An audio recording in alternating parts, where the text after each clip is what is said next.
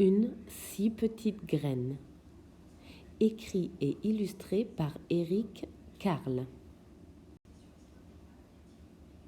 Une si petite graine. C'est l'automne. Le vent souffle.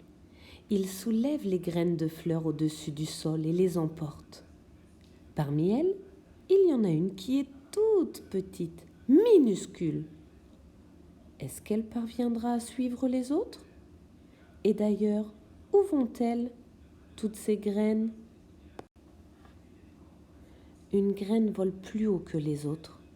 Elle monte, plus haut, si haut qu'elle se brûle aux rayons du soleil. Mais la toute petite graine est toujours du voyage. Une graine atterrit au sommet d'une montagne couverte de glace. Là-haut, la glace ne fond jamais. Elle ne pourra pas s'enraciner. Les autres graines poursuivent leur chemin. Mais la plus petite est un peu à la traîne.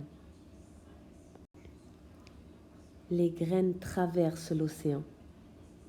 Une graine tombe à l'eau et coule. Emportée par le vent, les autres continuent. Mais la plus petite ne vole pas aussi haut qu'elle. Une graine se pose au milieu du désert. Il y fait chaud et sec. Elle ne pourra pas pousser. La toute petite graine vole presque à ras du sol. Maintenant, mais le vent continue à l'entraîner. Soudain, le vent cesse de souffler et les graines tombent doucement sur le sol. Un oiseau arrive et picore une graine. Mais pas la toute petite. Elle est tellement petite qu'il ne la voit même pas. Pendant l'hiver, les graines se reposent de leur long voyage. La neige les recouvre d'une couverture blanche. Dans le sol vit aussi une souris. Comme elle a faim, elle grignote une graine pour son repas. Elle ne remarque pas la toute petite graine qui dort tranquillement. Puis le printemps arrive. Les graines gonflent, s'arrondissent et enfin elles s'ouvrent. À partir de ce moment-là, ce ne sont plus des graines, ce sont des plantes. D'abord, elles plongent leurs racines dans le sol. Puis leur tige sort de terre, leurs feuilles se déplient et elles commencent à grandir. Mais il y en a une qui pousse beaucoup plus vite que les autres. C'est une mauvaise herbe. Elle est déjà si grosse qu'elle empêche le soleil et la pluie d'atteindre la plante qui pousse à côté d'elle. Alors, la plante meurt, étouffée. La toute petite graine ne s'est pas encore réveillée. Bientôt, il sera trop tard. Enfin, elle se décide et lance vers le ciel une tige fragile. Le retour du soleil invite les enfants à reprendre leur jeu au jardin. Eux aussi attendaient le printemps. Un enfant se met à courir.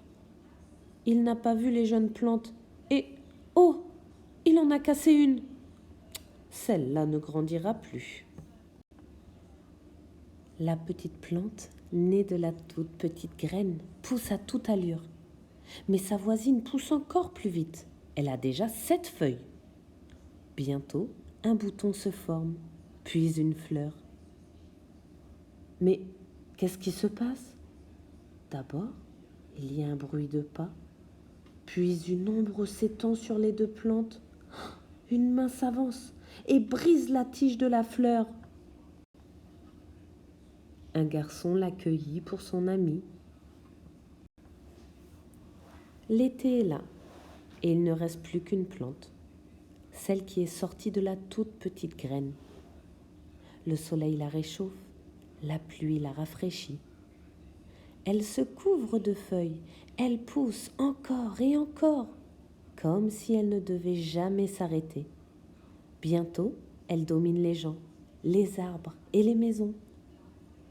Au sommet de sa tige, une fleur s'ouvre, si grande qu'on vient de partout pour l'admirer. Tout au long de l'été, oiseaux, abeilles et papillons s'empressent autour d'elle. Ils n'ont jamais rien vu d'aussi beau que la fleur géante. Puis l'automne revient, les jours raccourcissent, les soirées fraîchissent et le vent, en soufflant, arrache les feuilles jaunes et rouges. Des pétales se détachent de la fleur et se mêlent au balai tourbillonnant des feuilles. Le vent souffle plus fort. La fleur, qui a perdu presque tous ses pétales, se courbe et penche sur sa tige. Le vent souffle encore plus fort. Il secoue la fleur encore et encore. Alors, du cœur de la fleur, un tas de petites graines se détachent, que le vent emporte aussitôt. C'était l'histoire de Une si petite graine.